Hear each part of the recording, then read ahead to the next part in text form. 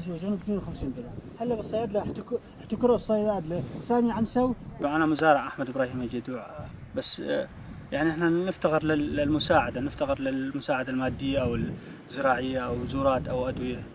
يعني هلا أنا عم حضر من شاتل هذه حضانات للصيفي إن شاء الله.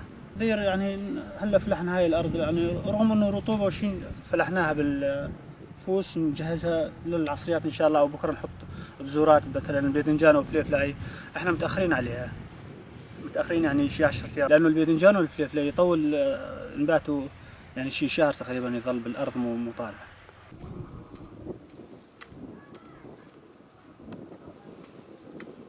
وإحنا المواطن يعني أنتم تعرفون وما في داعي نشرح، يعني المواطن عنده عجز مادي قوي، عجز اقتصادي، عجز نفسي، يعني من ظروف الحروب السابقة.